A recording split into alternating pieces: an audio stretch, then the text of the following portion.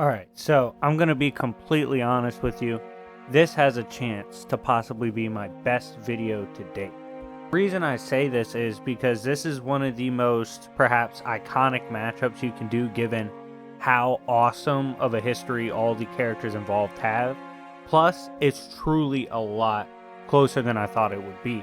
I will be using primarily comic book feats because I found that to be the most interesting and quick way to immerse myself in the Star Trek universe. Now, first I am going to be reviewing, of course, Captain Kirk and Spock. If you like content like this, if you like matchups like this where I take characters from different verses and throw them together, make sure to hit the like button, subscribe if you haven't already, and hit the notification bell so you don't miss anything I post, because I post pretty regularly. But anyways, like I said, we're reviewing those two first. Also, shout out to Jobber for editing and helping edit this video. Even if he didn't, even if I decide to, take over and do it myself, still shout out to him for being willing to help. And shout out to Q, one of my members, both are members actually, for suggesting this video. He's a huge Star Trek fan and wants to know my opinion on this, so I'm glad to give my answer. With that being said, sit back and enjoy as I break down the battle between Captain Kirk and Spock from Star Trek versus Han Solo and Chewbacca from Star Wars. Without further ado, let's begin. First run we're going to be talking about to really review the feats and characteristics of Kirk and Spock is Manifest Destiny. The run starts off with the Klingon being clearly hood as hell, alright? They're just doing what they want, and they are going planet to planet dominating. Captain Kirk is unafraid of the Klingons once he meets them. On top of this, these Klingon are clearly a different breed and more aggressive. Even knowing this, it does not faze Kirk. Members of the Enterprise are skilled enough to down 2 Klingon warriors by himself. This is the doctor of the Enterprise team. He's not the same combative talent that Kirk and Spock are, yet he pulled this off, which just shows you how high tier Spock and Kirk really are. Kirk then shows leadership in the clutch. As bands of Klingon warriors approach to board and take the Enterprise, Kirk says, "Suit up, you hoes. It's time to be soldiers." Kirk and Spock are confident they can lead a direct assault on an invading Klingon warrior band.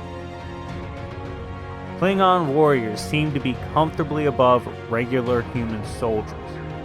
They tear through and casually dispatch them. However, Kirk holds his own in the firefight and remains calm. Impressive given the dominant warrior culture he is now facing. Kirk is able to gun down multiple Klingons and preserve a point first among all the groups that were dispatched. He then shows him and Spock's full trust in each other. As long as it helps secure a win, Kirk says he will let Spock and whoever is under Spock do whatever it takes. The Klingons have to cheat and ignore prior perceived rules of engagement to best and even break the defenses of Kirk and Spock-led teams. This is impressive because this is a dedicated warrior race having to cheat to beat Spock and Kirk. Spock is the voice of reason in highly unfavorable situations. His reliance upon logic in examining the facts of all things involved helps turn unideal situations for his crew into ideal ones. He shows this when he stops Kirk from going gung-ho on a group of Klingons. One thing Kirk is not about to do is fold under pressure. Faced with his ship being compromised by a rogue, skilled Klingon faction, Kirk returns fire and refuses to give up. Spock is there to keep Kirk from getting blind rage and just putting it above everything else, and this allows both of them to pick the most viably, tactically sound option. Human physiology is compared to a puddle of water when compared to how Klingons are built. Yet, Kirk and his crew can brawl with them. This shows Kirk's far superior physically to most human beings. Spock is capable of taking on an entire team of Klingon alone if needed. Kirk's confident in that as well. Spock, just by this notion alone, has to be an elite warrior. He logically deduced he can hang with them if he's compromised. We then see that Kirk, when captured, can tank a full force punch from the captain of the rogue Klingons. He was already damaged at this point, and the punch only knocked him out temporarily. Spock was able to successfully take out Klingons and save Kirk and the crew, proving his elite status as a strategist and fighter. Kirk then outbluffs the captain to force his hand. Kirk is confident he can drop the captain and his boys. Keep in mind, these are Klingon, by the way. Kirk blasts two of them and explains how he forced the hand of the captain by manipulating his lack of commitment to Klingon ways. This shows even after getting KO'd, Kirk has incredible wit about him in fights. Kirk gets into a brawl with the captain. The Cap pulls his blade, pins Kirk, and stabs him in the shoulder after slashing his chest. Kirk ignores the damage and knocks away the captain. He then takes the knife and blitzes the captain, easily putting him down. Kirk mauled a Klingon who has ran Klingon slum cities since childhood. Beings that are tougher physically than humans to the point that our bones are like water to them. Kirk is obviously a monster himself. Next run I'm going to be analyzing is Wrath of Khan 2009. Admiral Kirk, in a beef with Khan, a genetically modified man who was left in cryo by Kirk, gets the drop on the Enterprise. Kirk bluffs out of it and wins the exchange. Even in his older years, Kirk easily one-shots a crew member that took him by surprise. This is due to his experience, training, and instincts in combat. Kirk almost always seems ready to fight, and it's very hard to catch him by surprise. Due to their abilities as strategists and combatants, Spock believes even with heavy disadvantages in numbers, he and Kirk even things out. Kirk goes to mental battle with a superior intellect who can think, quote, beyond the third dimension, and Kirk holds his own with him. Spock then shows in a durability feat that he can take radiation that one-shots humans. This run, Spock dies to save his ship and crew. He does so enduring what would easily kill humans on the spot. His conviction allows him to go till the end in order to see his team get the victory. Next run I am looking at is Boldly Go from 2016. Captain Kirk has such a reputation already that people believe he may be augmented and damn near immortal. This is a younger Captain Kirk as well. His reputation only gets that much more legendary by the day. Kirk is unafraid to beef with a crew that easily dispatched of a captain who has nearly as much prestige as himself. This is consistent as Kirk's typically shown to be the best captain around. It is very hard to make Kirk waver even when introduced to new concepts and beings. The Borg assimilate humans and other mortals upon absorbing them. This fact does not faze Kirk. Within moments of observing all data presented during interactions with the new threat, Spock is able to break down several of their key functions to search for weaknesses and advantage. The Borg are beefing due to technology of theirs from another timeline that was compromised. Borgs are ready to invade the Romulan Empire at this point. Knowing these are time-spanning cyborg freaks does not scare Spock. He instead asks to engage so he can learn more about them. Spock and Kirk engage the Borg. Kirk manages to draw blood from one, who we saw manhandle a Vulcan just prior. Kirk gets away, but Spock is compromised in the battle. We then see that he gets some resistances, Spock of course, because he is a mix of human and Vulcan. This allows him resistance to assimilation. This is the breakdown in usage and absorption of his kind's DNA. He resists the process and is able to purge the attempt to control him by using his own mental emotional stimulus. Spock has Vulcan training and discipline that allows him to nag hacks like such. His is then capable of dropping a Borg with a Vulcan pinch. This hack is of course the Vulcan pinch, bypasses durability, and typically can one-shot foes. Spock was able to briefly blend and interpret the Borg hive mind. The Borg spread across galaxies and even timelines, yet Spock could briefly telepathically touch them all. Even beings from beyond the third dimension admire Kirk for what he does. This is to the point that they save him from setting off a white hole which seems to have massive blowback conditions. Spock's Vulcan physiology allows him to recover in ways that even peak humans can't. This includes both mental and physical. Short-term recovery is most important for battle. Spock can usually ignore pain unless it's too heavy of damage. This is going to be major for the battle. Kirk and Spock have the ultimate trust in their abilities to solve crimes on top of their fighting and exploration talents. This was shown in Issue 7 when a diplomat is assassinated. Spock and Kirk are confident they can figure out who did it and hunt them down within just a few hours. Kirk is an underrated marksman who gets his crafty, combative abilities from his unorthodox methods of learning. This was shown when he fought in space. Kirk did a crazy athletic roll to avoid laser fire and bodied multiple assailants. He then stated he learned from watching hours of zero-gravity volleyball.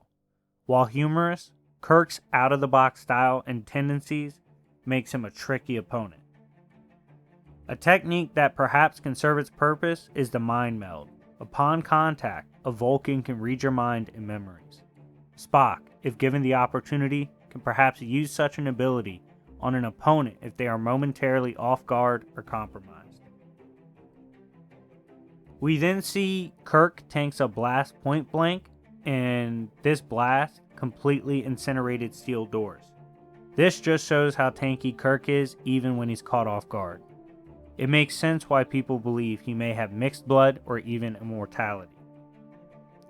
Now I will look at the run Year 5 from 2019. This is the 5th year, of course, of their 5-year deployment. Early on, we see another incredible intelligence accolade for Spock. Spock helped invent technology that turned a supergiant with 100,000 light-year blast radius into a never-ending wormhole loop. Spock is a scientific phenom and incredibly quick to adapt and plan with all of his knowledge. Due to the nature of how they operate, one could argue that Spock and Kirk improve and become more dangerous by the day. This is because of their personalities as well. Both have inherent love for exploration and learning. They literally spend every day for years on end doing so. This addiction to the acquisition of knowledge improves their chances as combatants. In just 4 years, Spock and Kirk have one of the most extensive resumes you could ask for. This includes going to war with 30 different species, bouts with beings that considered themselves gods. They solved galactic threatening problems and even time travel. Not much will surprise these two in a fight. In a clash with invading armored assailants, Kirk showed off his ability to adjust in combat, as well as Spock displayed incredible punching power. The armor of the attackers negged phaser blaster fire 0 diff. Spock then punched one with a direct punch and stopped it in its tracks. While he may have broken its hand, Spock seemed unbothered.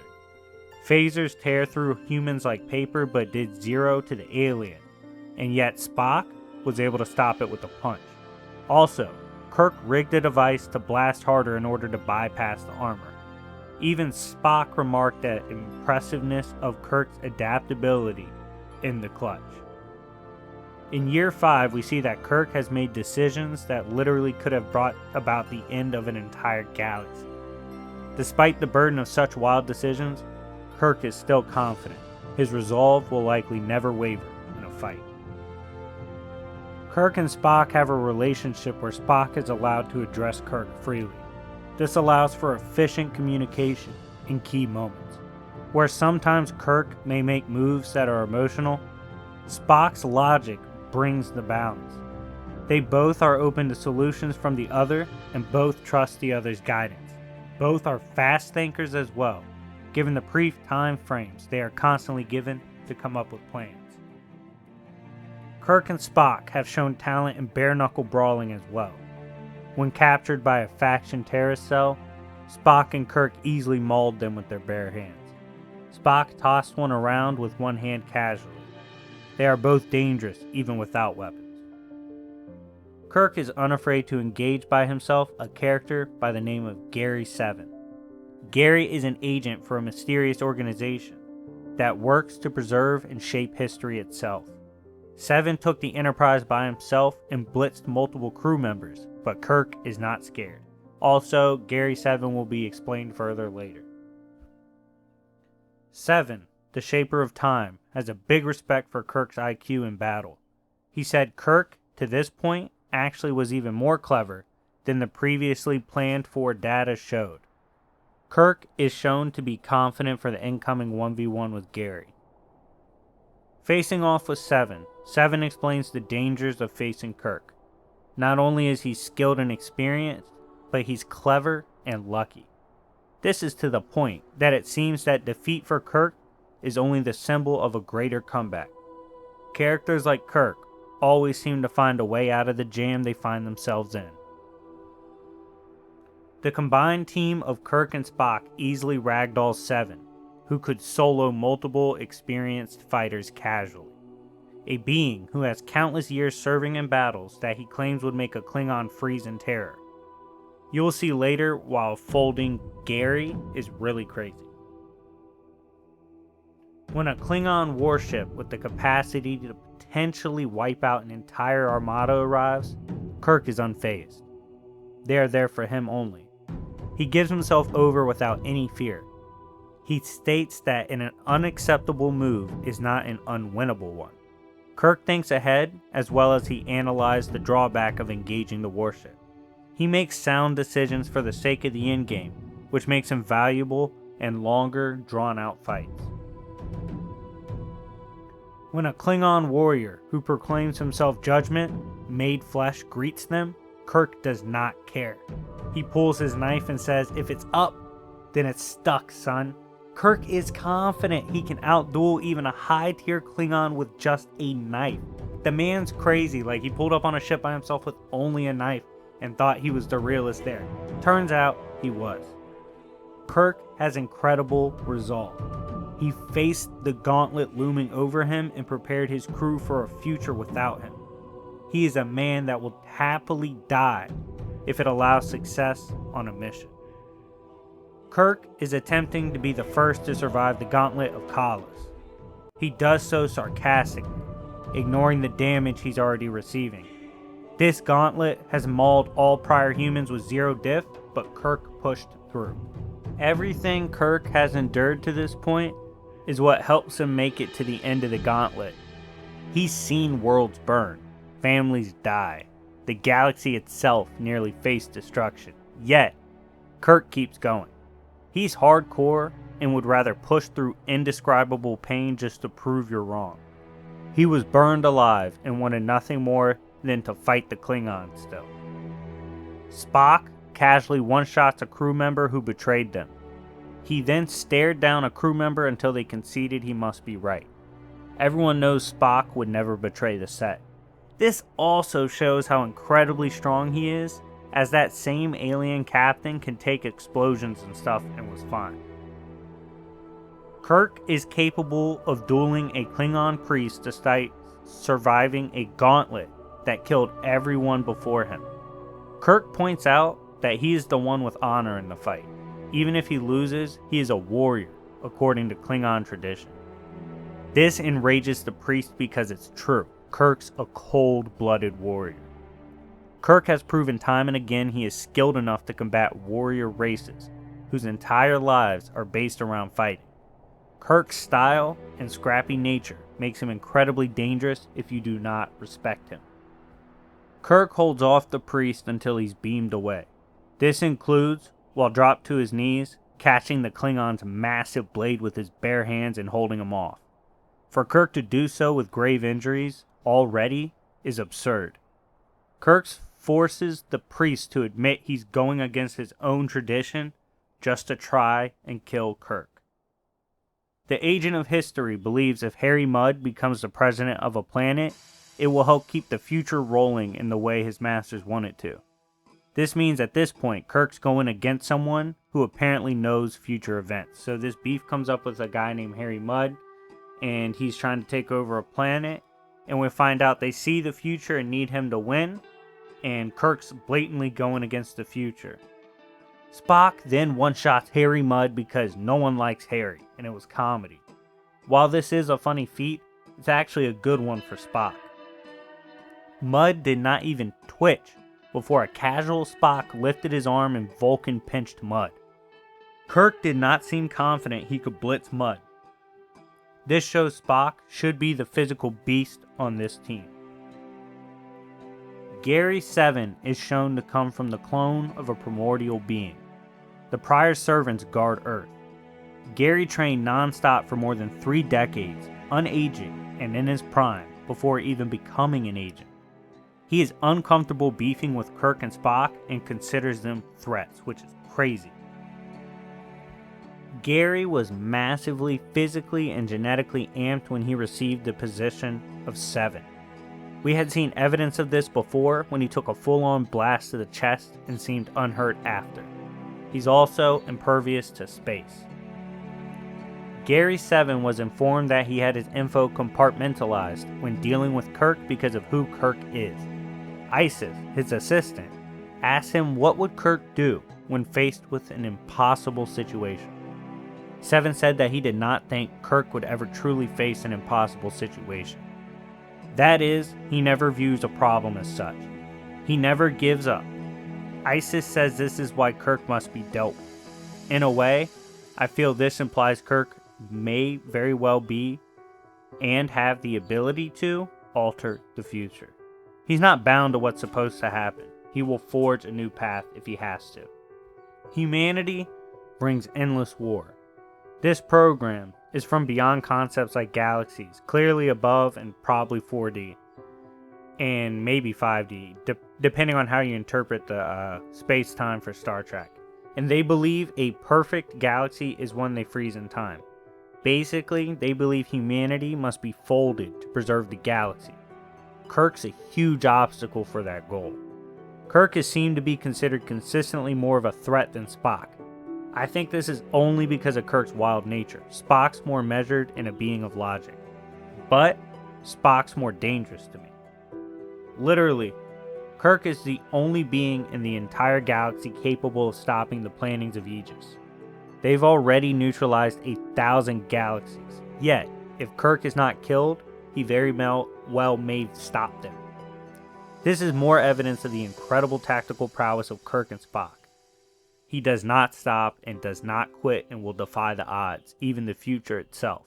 He does so with a mix of courage and Spock's logic, backed with his instincts. Isis has a virus capable of almost instantly beginning to kill off the population of a planet. She does so to draw in Kirk. Planets are being genocided just to lure in Kirk and crew. That's how dangerous Kirk is. Isis and Aegis can't afford for Kirk to remain. What is interesting is that they seem to be very wary of engaging Kirk and the crew directly. Beings beyond them fear Kirk and Spock for what they have already accomplished. Isis, who has the capabilities and engineering to take down entire armies by herself, is being held up by members of the Enterprise Security Force. These officers are not nearly as tough as Kirk nor Spock, yet they still hold her off. This was consistent as well, given later on they continued to pick her apart and even damage her. Spock and Kirk have proven themselves as the best fighters on the crew, which just shows how skilled and dangerous Kirk and Spock really are. Spock then gets BFR'd by a time device. This brings him into a clash with an ancient Vulcan warrior, who just one-shot another with his blade. Unarmed Spock casually one-shots this Vulcan. All Vulcans are inherently physically superior to humans. To casually disarm one, who on panel just one-shot another Vulcan, is quite impressive. Spock's a beast, even among his own kind. Timelines in Star Trek verse are linear and sensitive. The preservation of them is crucial, or things like time displacement can occur. Spock has a full understanding of such things, although the crew didn't seem to. This shows how, despite the incredible smarts of the crew, Spock stands above them. This crew just recently diagnosed and ended a pandemic in hours. Said pandemic was ravaging an entire population, and they found how to neg it in a short span of time. Still, Spock is their mental superior. Spock is an elite intellect even when going bar for bar with another logical spitting Vulcan. He sees any fallacy you commit and exposes your BS. Yeah, Spock would have been a menace in the debate community.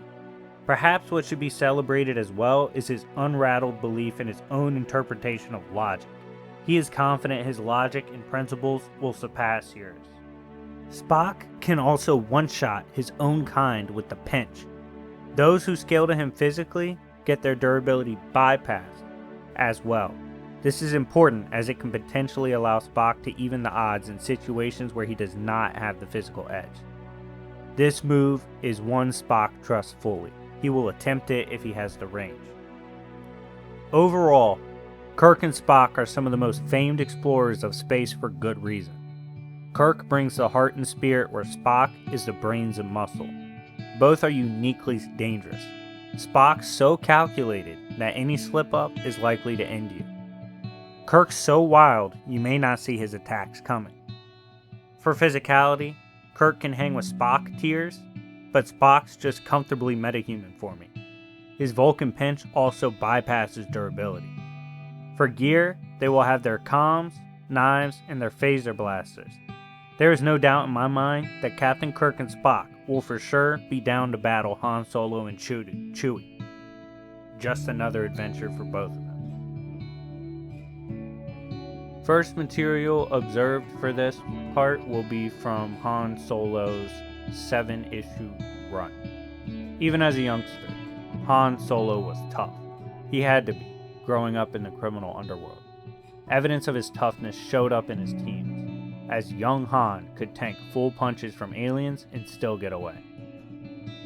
With his primary goal to escape and fly among the stars and also marry his girl at the time, Han's down to do whatever to achieve this. He takes strikes from aliens, including metal staffs, and easily reverses it on the thug. He's always been incredibly resilient to damage, especially for a human. Han enlisted in the Empire to escape the criminal trenches. Doing so had Solo eventually back in the new trenches, this time as a combatant for the Empire.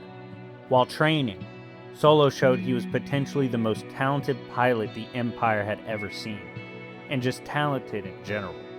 The problem was, he was a reckless goon. This is why he ended up a grunt stuck in the trenches. Even as a young rookie, Solo pulled off an insane feat, bringing down enemies despite his reckless tactics. The commanding officer comments that he might be the crazy, brilliant type of soldier. He also says blatantly Solo is already one of the most skilled soldiers at their disposal. We then see Solo tank an explosion on the battlefield as we are thrown back to present day as he's in the trenches. Solo meets Beckett and was able to deduce that Beckett and his crew were thieves, not trained officers, and he noticed this before the trained officers and COs even noticed. He did so by observing their tactics and uniforms. He then explains how even an elite crew like their own could use him. Solo was running solid hijacking cases by the time he was 10 years old. He was a natural in the field. Solo is ratted on and thrown in a pit to brawl with a starving Wookiee. This Wookiee, of course, is Chewbacca. The two brawl at the start, and the fact Solo took no real damage in the exchange is wild, given how absurdly powerful Wookiees are. Solo speaks Chewie's language and the two team up to escape. Even a young Solo seems to already know more than the members of the elite thief unit. This is shown where he has to explain Imperial tech and trackers to the alien, and the thief pretended he knew what it was already. Solo is slept on for how observant and knowledgeable he really is.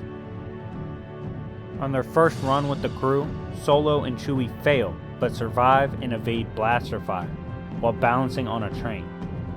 Han is called a coward for dropping loot, but he believes that there will always be a second bag to chase. However, lives don't get second chances. This ideology helps keep him and Chewbacca alive. He also tanks a punch from enraged Beckett with 0 damage. Solo is unafraid to hunt and run on a mission for a guy who killed Aurra Sing. Aurra was a renowned bounty hunter who even was able to kill Jedi. The fact Solo is confident he can win the day despite dealing with people like the people in the Crimson Dawn is wild. Despite not being friends, Solo has a quality trait about him where he learns from all situations and all people he interacts with. He learned about skepticism from Beckett. Beckett trusts no one and says everyone is dirty and will betray you. While this is not technically true and doesn't apply to everyone, Solo heeds the advice and moves smarter later on.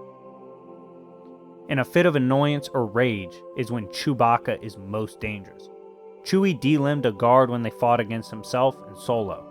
With a staff, he can clear out entire rooms given his size, strength, and surprising speed. Chewie is a formidable foe up close because of his animalistic brutality and raw power.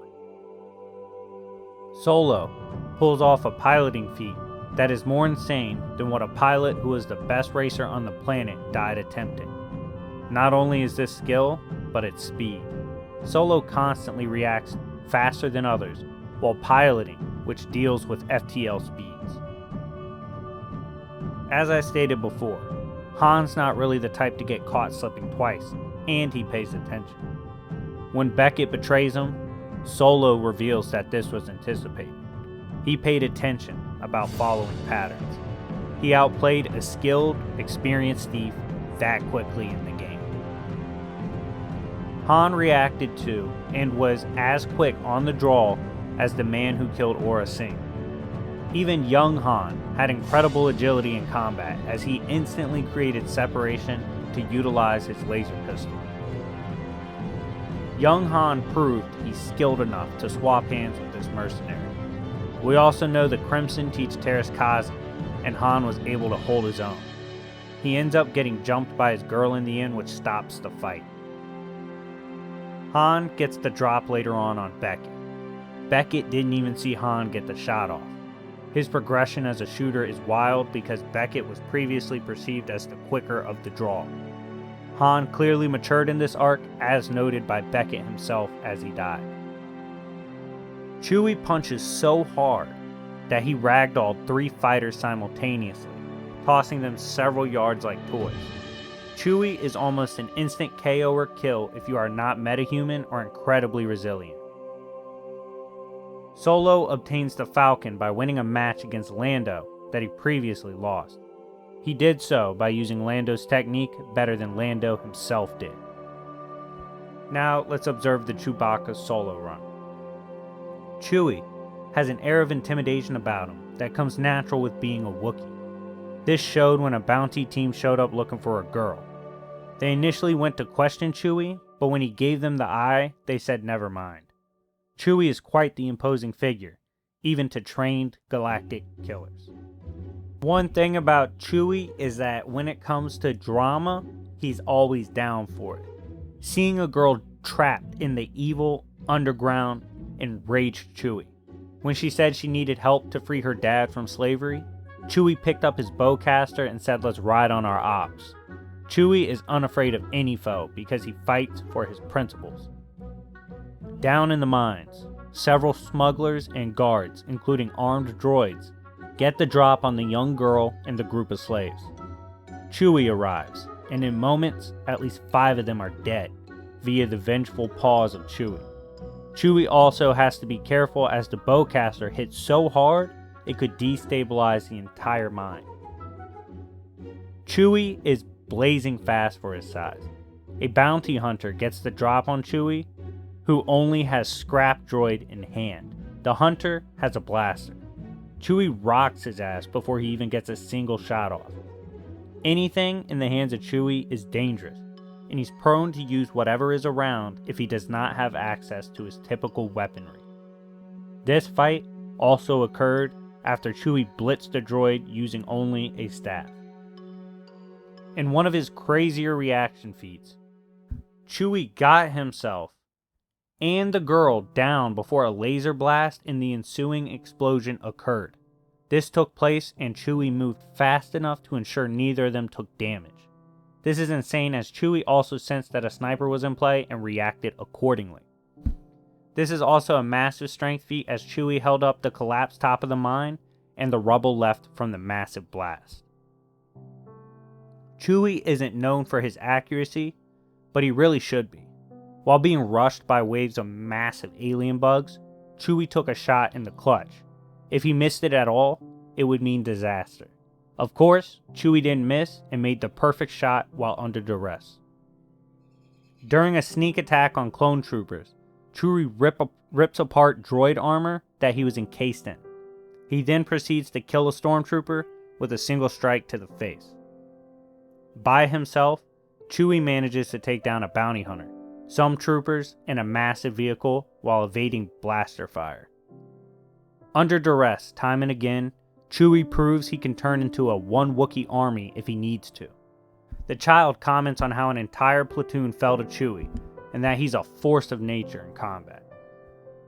After being captured by another platoon, Chewie manages to subdue them all on the transport over to the Imperial ship. Chewie had Durasteel shackles on and was unarmed at the time. He also managed to swim himself and the girl across the entire hangar while avoiding blaster fire.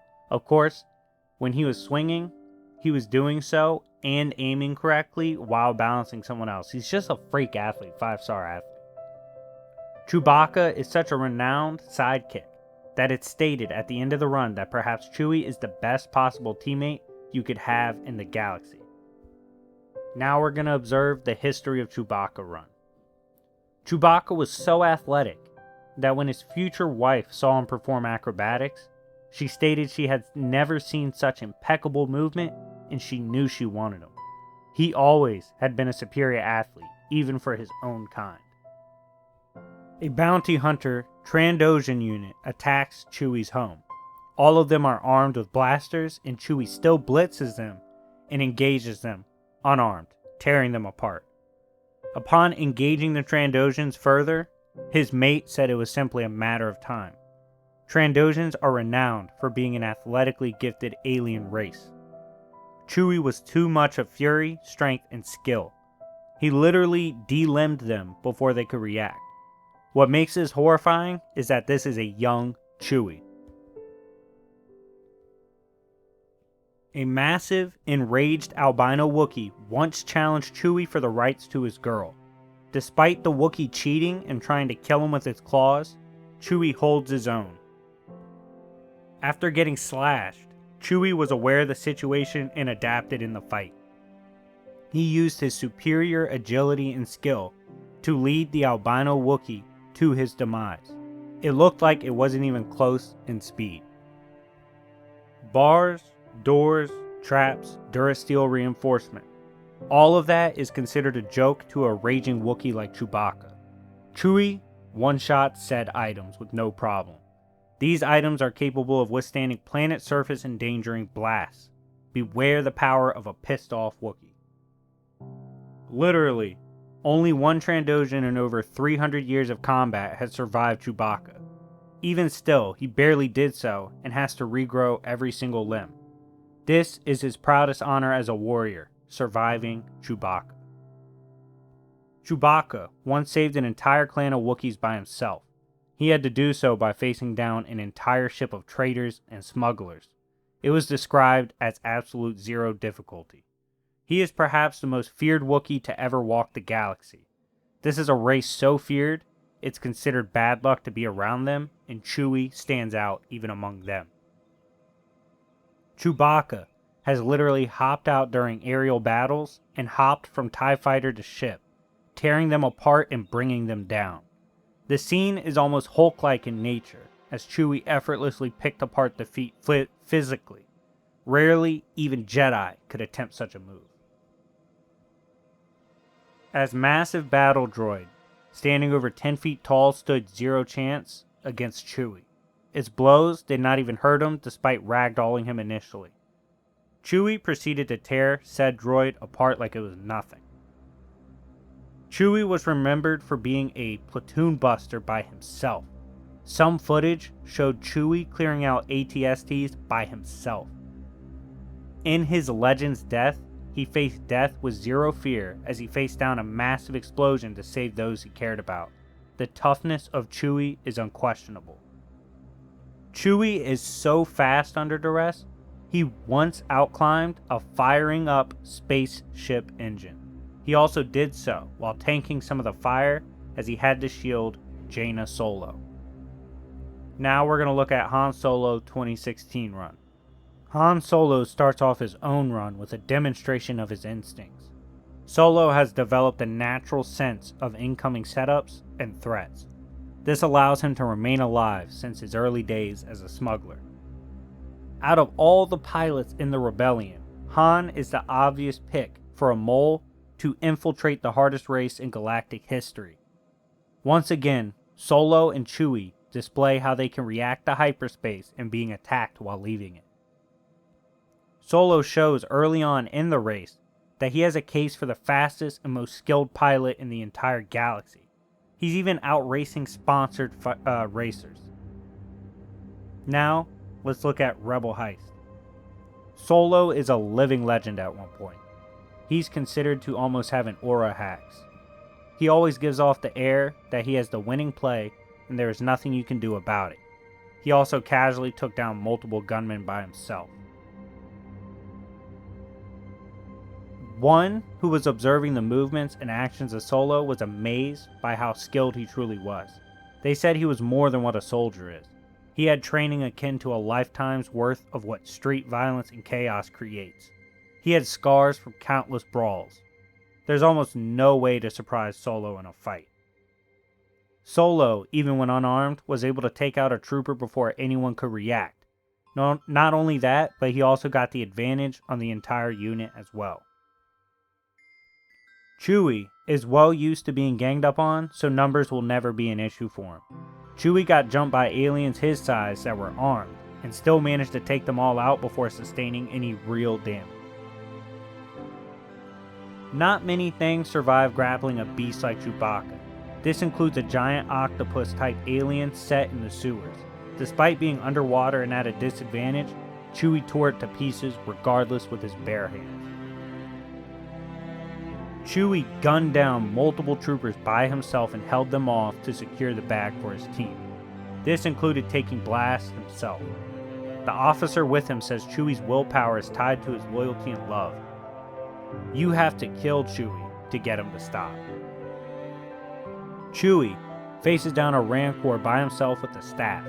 He goes on to completely mutilate and kill the 15-foot tall behemoth of an alien.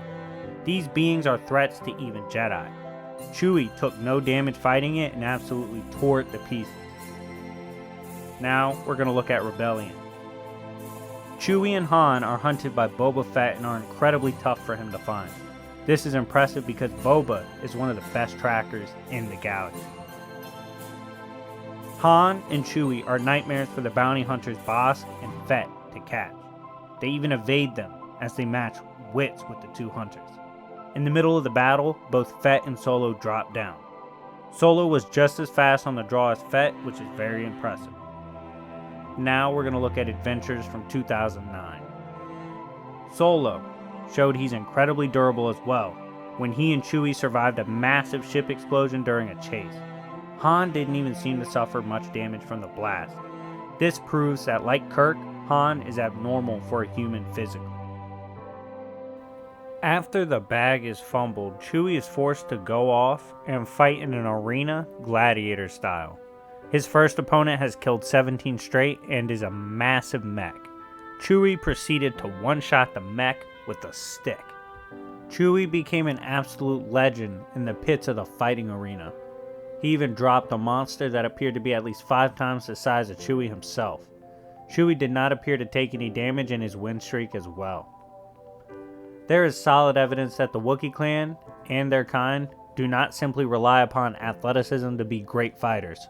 Sure, they are physically dominant as a race, but their culture and environment in the Shadowlands breeds powerful, skilled warriors.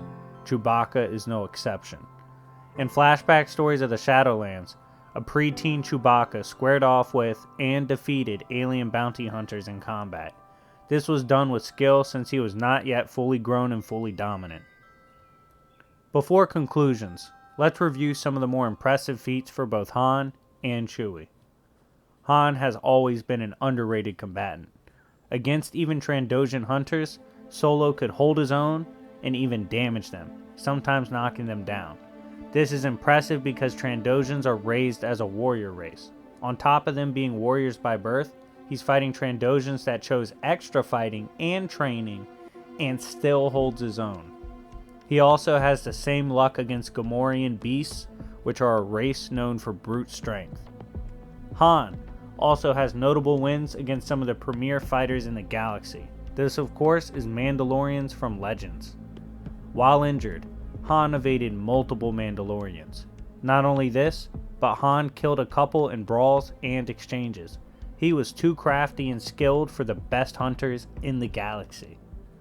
For Chewbacca, of course, his great battle feat comes from engaging Darth Vader in the comics. A more recent feat, Chewie rocked Vader with a rock slam over the noggin. Vader recovered and tried to use the lightsaber, but Chewie closed distance and gained wrist control. While they grappled, Vader was forced to try and force choke Chewie. Chewie responded by overpowering Vader in the clinch and throwing him off a cliff. Do not try to grapple with a Wookiee, it's stupid. In conclusion, Han and Chewbacca are icons throughout the galaxy for a reason. Both went on a tear as rebellious smuggling duo. In terms of physicality, both have FTL plus speed feats and combative reaction feats, and Han can tank explosions and even hits from Wookiees. Chewie, however, is on a much larger scale than Han for physicality. He once uprooted a massive tree in an effort to escape a mine. He overpowered Vader and can bully Rancors. In terms of fight IQ, both are solid. Chewie usually can afford to take more of a direct approach, but he is not dumb in combat. Chewie will have a couple grenades and his bowcaster. Han will have his blaster pistol. Neither have hacks really, besides Chewie's intimidation aura and Han's aura of confidence. Solo also has incredible luck and Chewie has indomitable will. All in all, these two buddies help balance out a formidable tag team that brought hell to the Empire. So, if these 4 were to face off in a tag team match, let's say taking place in an abandoned New York City, obviously we're not using the ships because it's just not fair. There's so much going on for the Enterprise that helps them. It's just not a fair matchup. Enterprise should win. But in terms of if this was a 2v2 ground match between the two, I think it's fascinating. Kirk versus Solo. I believe Kirk is the superior fighter and has more consistent, better fighting feats. And I think he would beat Han in a 1v1 in a dragged out fight. Now, in terms of looking on the other side of things with Spock versus Chewbacca, both the heavy hitters on their team, I favor Chewbacca. Chewbacca's a monster. The bowcaster is superior to the phaser. If they get up close, Chewbacca's fast enough to react to Spock and stop him from landing the Vulcan pinch. Even if he starts hitting the Vulcan pinch, I don't think he would subdue him in time before Chewie hits him.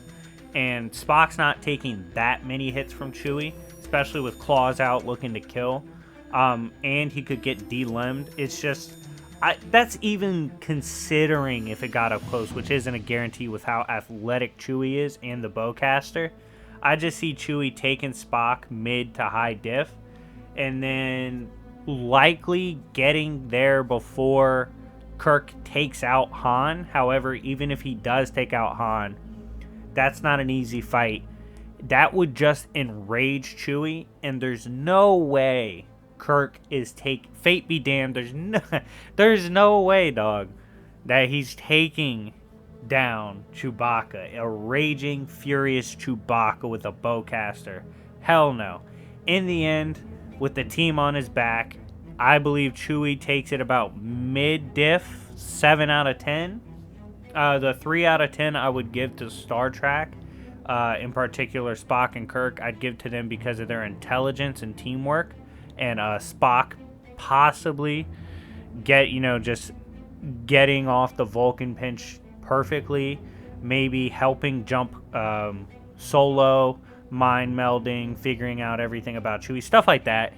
Possibly, but not likely, which is why I favor Chewie and Solo taking the win. But anyways, guys, let me know what you think. Let me know who you favor in this matchup, if you enjoyed this matchup with the comics and all that. I enjoyed doing this. It's one of my favorite battles I've done. Anyways, it's been your boy, YFE, and I will see y'all later. Peace.